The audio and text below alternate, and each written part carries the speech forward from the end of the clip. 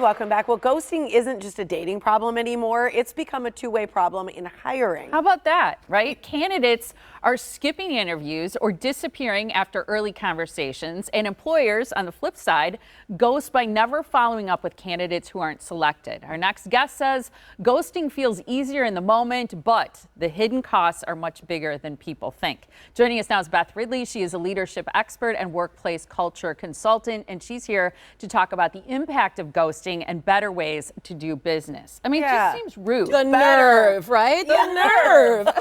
Yes, on all sides, the nerve. I mean, it's just, and I can tell you from my kids, and maybe you can too, young people today, they apply for jobs and sometimes interview and never hear anything, even just an email like, you didn't get the job. Right, we went with a different candidate. Totally. It's like a black is hole, up? right? And it is really frustrating. Yeah, and rude. And rude. And rude. Yes. Thank you. Okay. So let's start.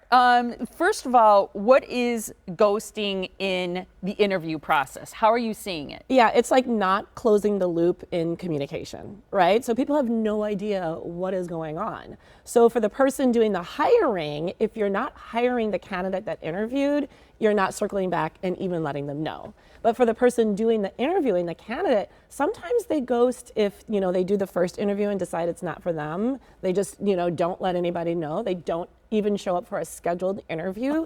And there have been cases where they get the job offer and then they just never respond because maybe by that time they've already taken another job or something like that. So the rudeness, right? Yeah, and talk about burning bridges. Yeah. How common is this? Because is this something that's just sort of like a little bit on the side, or is this prevalent? So believe it or not, for job seekers, 70% of job seekers say that they've been ghosted by an employer. Wow. And then for employers, they say 40% of employers say that they've been ghosted by a candidate they were interested in. That's so it's higher than you insane. think, yeah. Believable. And especially in industries where there's a lot of high turnover. So think healthcare, retail, hospitality. But the thing that's interesting, those are all like customer service forward industries. So you would think the little thoughtfulness on both sides. Like if you're going into that industry, you're probably customer service oriented. And then of course those companies should have it built in that it's just, the polite thing to do. Yeah. Absolutely. What is the impact of it? I mean, personally, as a job candidate, it's demoralizing. I think to not, and you're kind of like, if it's a job you really want, mentally you hold space for it. That's the thing that I would think with job candidates, and that feeling being ghosted by the employer. Yeah, I mean, I think it's demoralizing on both sides. It makes it feel very transactional and like people are just disposable. But for the employer, if you're ghosting on someone, I mean, people talk, right? Yeah. And so you're going to post on social media, tell your friends. You can easily get a really bad reputation as an employer, and maybe good talent isn't even going to bother applying.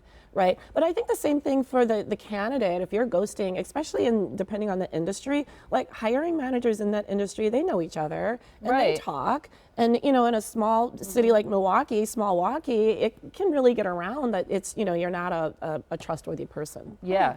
So how do we minimize this? What do we do on both sides to maybe help this problem? Kind of the same steps on both sides. So for the employer, I think it's really important to be upfront and transparent about the process, the hiring process, like what are the steps, let the candidate know up front, like, the timeline so that they know what the expectations are. And then for the employer, it's actually even a little bit easier, like automate your systems. So always respond, an automated response that you've received a resume, an automated response if you're not selected for an interview. I mean, those are easy. As impersonal as that is, it's a little bit better than nothing. Right. Yeah. And then for the candidate, the same thing. Like sometimes employers will ask you, are you interviewing in other places? They do want to know. And I think it's totally fine to be transparent and honest and let them know to set the expectation. Yeah. And then certainly if you're not interested, if you're not going to show up for an interview, just a little email just to say, thank you for the opportunity. I've decided to do, I've decided elsewhere, something like that. Yeah. Short, sweet, and simple.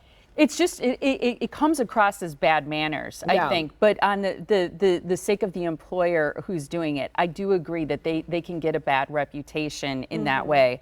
The key really is for both sides to close the loop, right? Yeah. Because it's a closure, and it's professional, and it's what's kind. It's what's, and you know what? I think at the end of the day, people do it because they just don't want to deliver bad news. They don't That's want to hurt exactly feelings. it. But you're centering yourself. So I think just think about the other person and what would the other person, like if you were on the receiving end, what would you want? Yeah. And write a message, in the spirit of that. And I think it takes the awkwardness, like, oh my God, I don't want to say anything, out of it, because it's no longer about you and your awkwardness. It's about the kindness and the respect for the other person. It's such a simple thing to do that goes such a long way. And especially, I came on earlier and we talked about the lack of trust at work, and work is becoming more transactional, and like this just doesn't help it. No. Small things can make it better. I hope this is not an indication of the future and that things just will get better. It's a phase. Yeah. Let's Yeah. hope.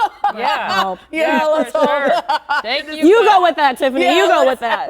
Keep that glass half full, Beth. Good to see you. Thank you so much.